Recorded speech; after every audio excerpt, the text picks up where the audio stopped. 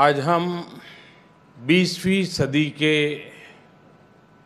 एक महान घटनाक्रम का समारोह का शुभारंभ करने के लिए एकत्र हुए हैं। 100 वर्ष पहले आज का ही दिन था जब गांधी जी पटना पहुंचे थे और चंपारण के अपने सफर की शुरुआत की थी। चंपारण की जिस धरती को भगवान बुद्ध के प्रवचन का आशीर्वाद मिला था,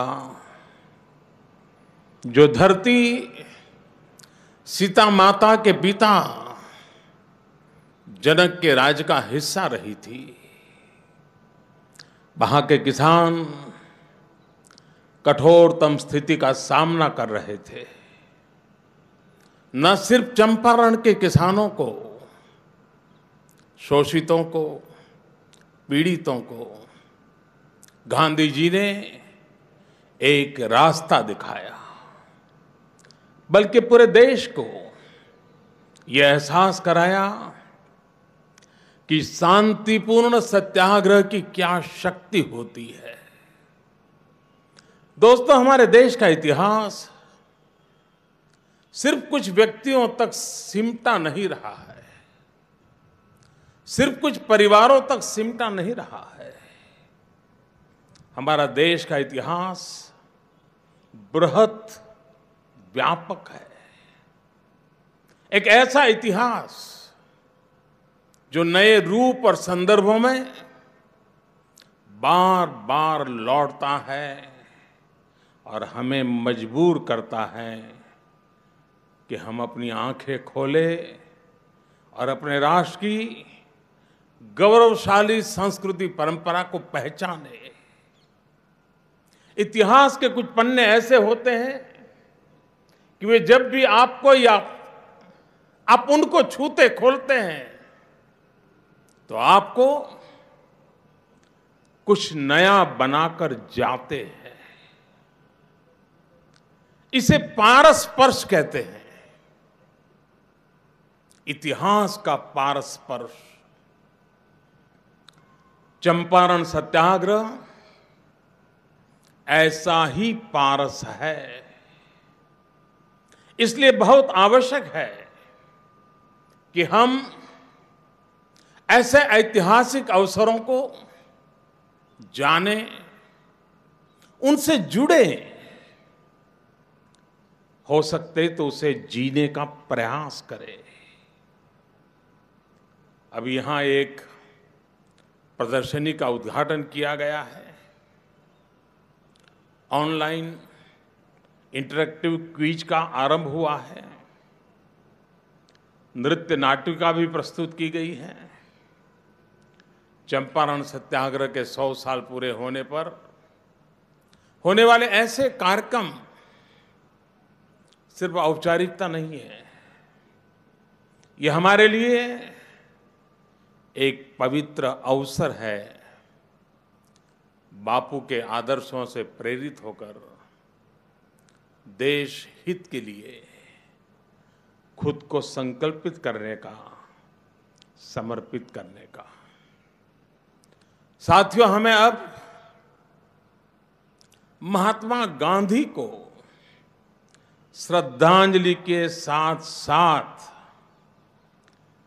कार्यांजलि भी अर्पित करनी है।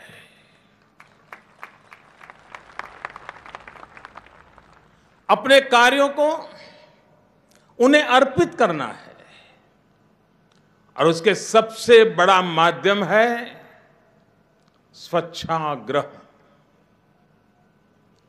सत्य के प्रति आग्रह की तरह ही स्वच्छता के प्रति भी आग्रह।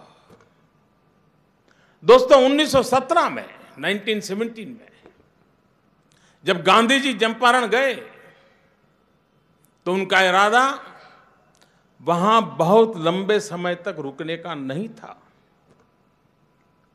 वे चंपारण की स्थिति के बारे में बहुत जानते भी नहीं थे। लेकिन जब गांधी जी वहां पहुंचे तो कुछ हफ्ते नहीं बल्कि कई महीनों तक वहां रुके। चंपारण ने ही उन्हें मोहनदास करमचंद गांधी से महात्मा गांधी बनाया था। चंपारण पहुंचने से पहले वो सत्याग्रह की ताकत से खुद अवगत थे, वो उसे जानते थे, लेकिन उन्हें पता था कि सिर्फ उनके सत्याग्रही बनने से इच्छित परिणाम प्राप्त नहीं होगा। वो देश के जनमानस को सत्याग्रह की ताकत का एहसास कराना चाहते थे। जब मैजिस्ट्रेट ने उन्हें चंपारण से जाने का आदेश दिया तो उन्होंने कहा था कि इस आदेश से इनकार वो अदालत की अवमानना के लिए नहीं कर रहे हैं, बल्कि वो ऐसा अपनी अंतरात्मा की आवाज और अपने अस्तित्व के सम्मान के लिए कर रहे हैं। पूरा अंग्रेजी शासन गांधी के उस निर्णय से बैकफुट पर चला गया। जब गांधी जी ने कहा था कि मैं जेल जाने के लिए तैयार हूं, अंग्रेजों ने सोचा नहीं था, जनता देख रही थी कि दक्षिण अफ्रीका से लौटा एक बैरिस्टर यहां चंपारण में आकर किस तरह जेल जाने के लिए तैयार हो गया। इतनी गर्मी में पूरे इलाके की धूल खा रहा है, तपती धूप में, कभी बैलगाड़ी में, कभी इक्के और कभी पैदल ही एक जगह से दूसरी जगह गांधी चला जा रहा था। आप ध्यान दीजिए, गांधी जी इस वक्त लोगों के थॉट प्रोसेस को जगा रहे थे। नील की खेती करने वाले किसानों से उनके बयान लिए जा रहे थे, जांच की जा रही थी, लेकिन इस प्रक्रिया में गांधी जी खुद को लोगों से जोड़ करके, खुद को खपा करके, खुद का उदाहरण प्रस्तुत करके जन जन का उसकी शक्ति को आपस में जोड़ रहे थे। गांधी जी कहते थे, मेरा जीवन ही मेरा दर्शन है, और यही हमने चंपारण में देखा। गांधी जी ने अपनी आत्मकथा में लिखा है कि कैसे लोगों को अपनी शक्ति का एहसास हुआ और ये भी समझ आया कि परिवर्तन हो सकता है, बदलाव हो सकता है।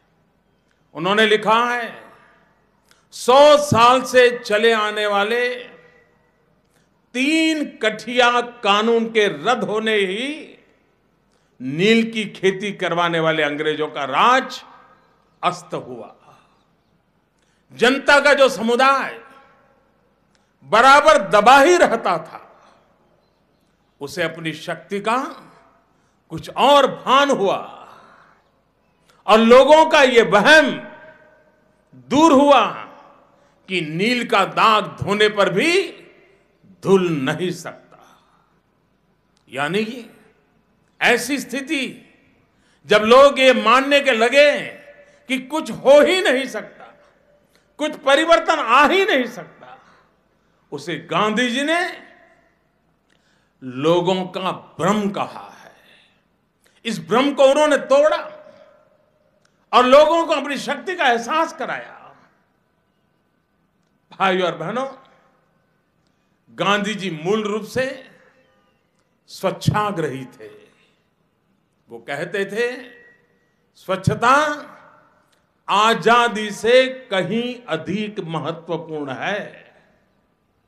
वे यह देखकर व्यथित हो जाते थे कि गांवों में लोग अज्ञानता और बेपरवाही के कारण गंदगी और अस्वच्छ स्थितियों में रहते हैं। 1917 में ही एक कार्यक्रम के दरमियान पूज्य बापू ने कहा था, जब तक हम अपने गांवों और शहरों की स्थितियों को नहीं बदलते, अपने आप को बुरी आदतों से मुक्त नहीं करते और बेहतर शौचालय नहीं बनाते, तब तक स्वराज का हमारे लिए कोई महत्व नहीं है। एक तरह से हम कहें तो देश में स्वच्छता आंदोलन का मूल स्थान भी चंपारण को माना जा सकता है। उन्होंने साफ सफाई और स्वच्छता को गांधीवादी जीवन शैली का एक अभिन्न हिस्सा बनाया। उनका सपना था सभी के लिए संपूर्ण स्वच्छता। दोस्तों, चंपारण से वहां जो कुछ भी मंथन हुआ, जो प्रयास हुए, उसमें से हमें पंचामृत मिला। जन सामान्य को जोड़ करके, मंथन करके, कार्य करके, संघर्ष करके इस पंचामृत से देश के स्वतंत्रता आंदोलन को नई धार मिली थी। अगर हम बारीकी से देखें तो पाएंगे कि इन चंपारण में गांधी जी ने जो कुछ किया, उससे 5 अलग अलग अमृत देश के समक्ष प्रस्तुत हुए। ये पंचामृत आज भी देश के लिए उतना ही महत्वपूर्ण है। पहला अमृत सत्याग्रह की ताकत से लोग परिचित हुए। दूसरा अमृत जनशक्ति की ताकत से लोग परिचित हुए। तीसरा अमृत स्वच्छता और शिक्षा को लेकर भारतीय जनमानस में नई जागृति आई। चौथा अमृत महिलाओं की स्थिति सुधारने का प्रयास हुआ। और 5वां अमृत अपने हाथों से कांते हुए वस्त्र पहनने की सोच पैदा हुई। ये पंचामृत चंपारण आंदोलन का सार है। साथियों, जब मैं चंपारण की बात करता हूं तो मुझे बाल मोहन यानी बाल कृष्ण की याद आती है। मोहन से मोहन तक कैसी यात्रा चली है। एक सुदर्शन चक्रधारी मोहन, दूसरा चरखाधारी मोहन। हम सबको पता है कि जब माता यशोदा बहुत परेशान थी कि उनके बालक ने मिट्टी खा ली है, इसी चिंता में जब उन्होंने बाल मोहन से मुंह खोलने के लिए कहा तो उन्होंने माता यशोदा को पूरे ब्रह्मांड के दर्शन करा दिए थे। ऐसा करके बाल मोहन ने अपनी माता को चिंता से मुक्ति दिलाई।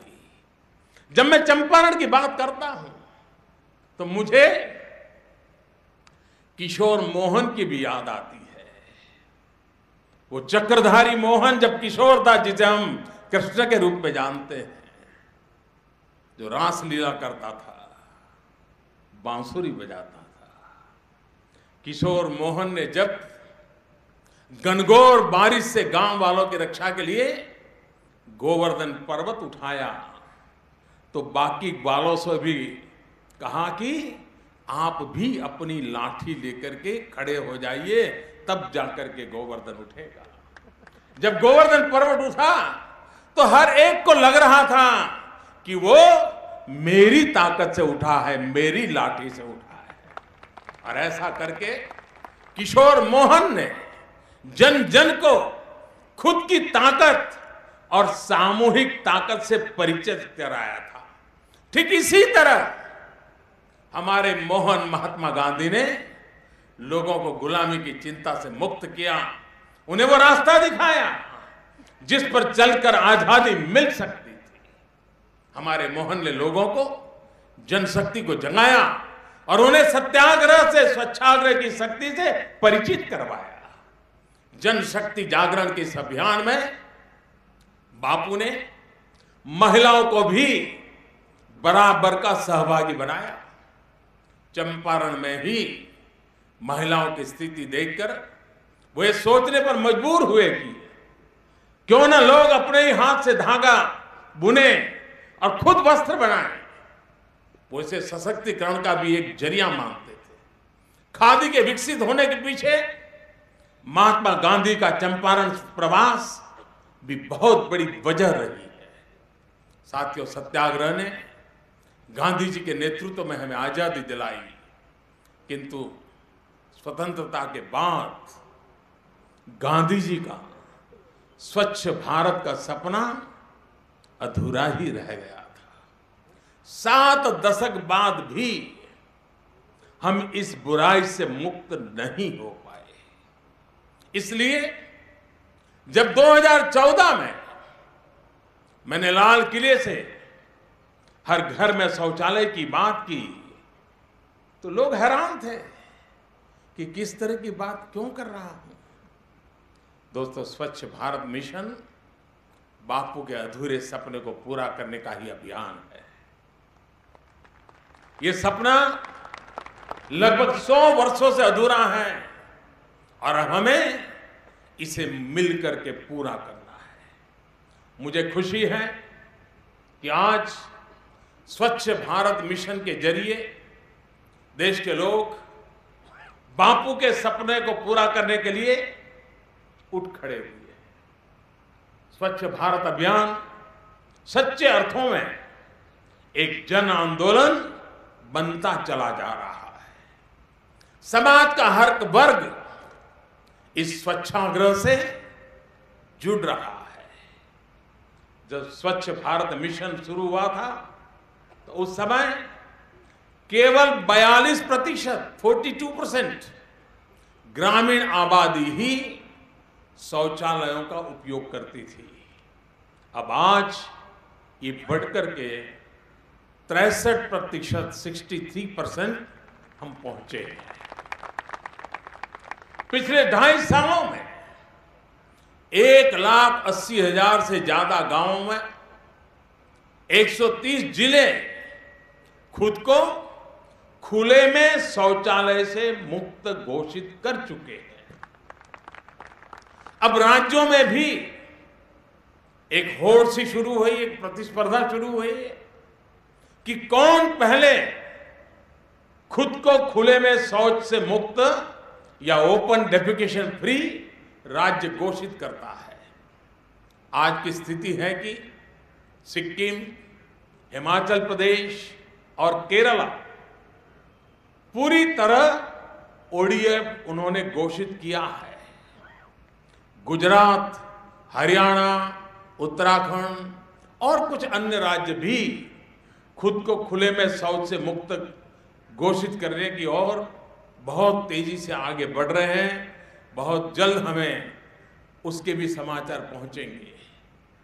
गंगा तट के किनारे गांवों को प्राथमिकता के आधार पर ओपन डेफिकेशन फ्री बनाया जा रहा है। मुझे आपको ये बताते हुए खुशी है कि उत्तराखंड, उत्तर प्रदेश, बिहार, झारखंड और पश्चिम बंगाल, जिन 5 राज्यों से गंगा जी गुजरती है, वहां गंगा किनारे के 75% गांवों ने खुद को खुले में शौच से मुक्त घोषित कर दिया है। गंगा किनारे पर बसे गांवों में कचरे के प्रबंध की योजनाएं लागू की जा रही हैं ताकि गांव का कचरा भी नदी में न बहाया जाए। मुझे उम्मीद है कि जल्द ही गंगा तट पूरी तरह खुले में शौच से मुक्त हो जाएगा। भाइयों और बहनों, आज सभी सरकारी स्कूलों में लड़कों और लड़कियों के लिए अलग अलग शौचालय हैं। अब बच्चों के सिलेबस में स्वच्छता से जुड़े चैप्टर शामिल किए जा रहे हैं ताकि उन्हें शुरू से ही इसके फायदों और नुकसान के बारे में पता चले और वो स्वच्छता को अपनी जिंदगी का, अपनी आदत का हिस्सा बनाए। दोस्तों, स्वच्छ भारत मिशन ने ही हमें कार्यांजलि का एक और नया मंत्र दिया है। ये मंत्र है वेस्ट से वेल्थ, वेस्ट टू वेल्थ। घरों से जो गंदगी निकलती है, बिल्डिंग बनाने के दौरान जो कचरा निकलता है, वो भी कमाई का एक जरिया हो सकता है। इससे बिजली बनाई जा सकती है, खाद बनाई जा सकती है, इसे रिसाइकल करके कंस्ट्रक्शन में जुड़े कामों में उसका रीयूज किया जा सकता है। और इसलिए वेस्ट टू वेल्थ पर भी जोर दिया जा रहा है और सबने इस दिशा में प्रयास करना चाहिए। सरकार के अलग अलग विभाग भी स्वच्छता को बढ़ाने के लिए लोगों की सहूलियत को ध्यान में रखते हुए नए नए इनिशिएटिव ले रहे हैं। इसमें टेक्नोलॉजी का भी इस्तेमाल किया जा रहा है। आपने देखा होगा कि कैसे रेलवे में गंदगी से जुड़ा एक भी ट्वीट होने पर कितनी तेजी से उसको रिस्पॉन्ड किया जाता है। वरना आप लोग याद करिए, पहले कैसे रेल के डिब्बों में, प्लेटफॉर्म पर गंदगी को व्यवस्था का हिस्सा मान लिया गया था। अभी हाल ही में पेट्रोलियम मंत्रालय ने स्वच्छता एट पेट्रोल पंप नाम से एक मोबाइल ऐप लॉन्च किया है। अगर पेट्रोल पंप पर बने शौचालय में गंदगी है, वो साफ नहीं है, तो इसकी शिकायत तुरंत इस ऐप के माध्यम से की जा सकती है। देश के लगभग 55,000 पेट्रोल पंप पर यह सुविधा उपलब्ध होगी। इसी कड़ी में दिल्ली में एक राष्ट्रीय स्वच्छता केंद्र की भी स्थापना की जा रही है।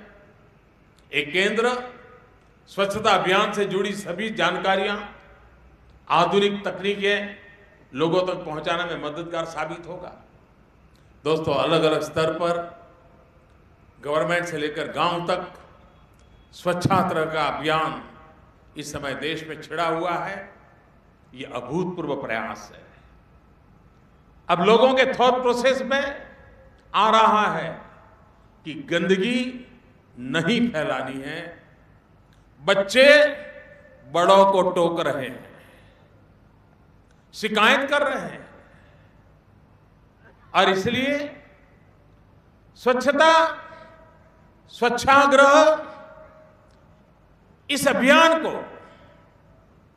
आगे बढ़ाने के लिए शिकायत के साथ ही एक भाव ये भी तो आ रहा है कि हमें गंदगी नहीं करनी है।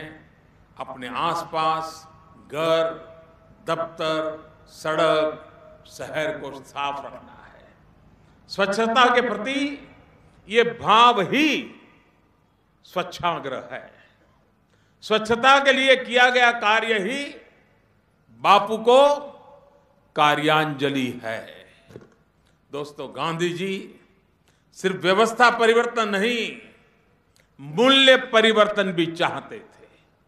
उन्होंने अपनी आत्मकथा में लिखा है, मैं चाहता हूं कि भारत इस बात को पहचान ले कि वह शरीर नहीं बल्कि अमर आत्मा है, जो हर एक शारीरिक कमजोरी के ऊपर उठ सकती है और सारी दुनिया के सम्मिलित शारीरिक बल को चुनौती दे सकती है।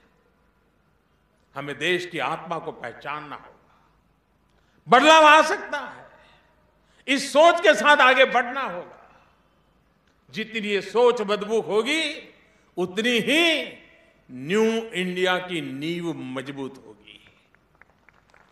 हमें स्वच्छता से जुड़े अपने लक्ष्य को तय करने होंगे और उन्हें प्राप्त करने के लिए लगातार प्रयास करना होगा।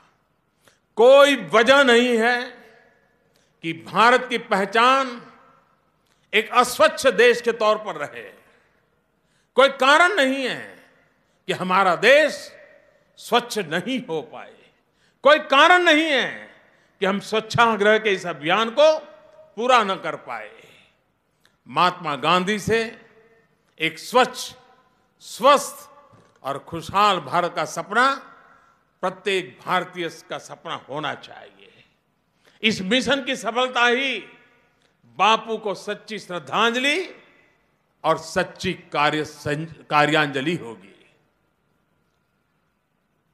मैं सच में आग्रह करता हूं देशवासियों को, 2019 जब गांधी के 150 साल होंगे, 2015 में गांधी भारत लौटे थे, 2 साल के भीतर भीतर 2017 में चंपारण में मोहनदास करमचंद गांधी महात्मा गांधी बन गए थे। बारडोली के सत्याग्रह में वल्लभ भाई पटेल सरदार पटेल बन गए थे। देश उनके पीछे चल पड़ा था। हमारे लिए चंपारण सत्याग्रह आजादी के आंदोलन की एक नई धारा को सशक्त बनाने का प्रारंभ बिंदु था। तो आज उसकी जब शताब्दी मना रहे हैं, तब स्वच्छाग्रह का हमारा संकल्प भी सत्याग्रह से स्वच्छाग्रह की यात्रा, और ये दोनों चीजें गांधी की देन है। उस समय सत्याग्रह आजादी के लिए आवश्यक था, इस समय स्वच्छाग्रह देश को गंदगी से मुक्ति के लिए आवश्यक है। और गंदगी से मुक्ति मतलब गरीबों का कल्याण है। अगर सचमुच में गरीबों की सेवा करनी है, उनको बीमारियों से बचाना है, उनको जिंदगी में कुछ बदलाव लाना है, तो गंदगी से मुक्ति के इस मंत्र को लेकर के हम देशवासियों को चलना है। मैं फिर से एक बार चंपारण इस सत्याग्रह की शताब्दी के प्रारंभ में ही, साल भर चंपारण सत्याग्रह की शताब्दी हो, साबरमती आश्रम को 100 वर्ष होने जा रहे हैं, जहां महात्मा गांधी ने तपस्या की मेरे हिसाब से, और 150 गांधी के 2019 में हमारे सामने हैं। ये ऐसा कालखंड है जो हम 20वीं सदी के गांधी को 21वीं सदी में जीने का, आधुनिक रूप रंग के साथ जीने का, नई सोच के साथ जीने का, नए संकल्प के साथ जीने का, नई उम्मीदों को जगाने के लिए जीने का, एक नया अवसर के रूप में लेकर के चलने का अगर हम करके चलेंगे, मुझे विश्वास है कि वही सच्चे अर्थ में कार्यांजलि होगी। श्रद्धांजलि हमने बहुत दी है, श्रद्धांजलि देंगे भी, लेकिन अब आवश्यकता है कार्यांजलि की। हमारा संकल्प, हमारा परिश्रम उन सपनों को साकार करने के लिए है।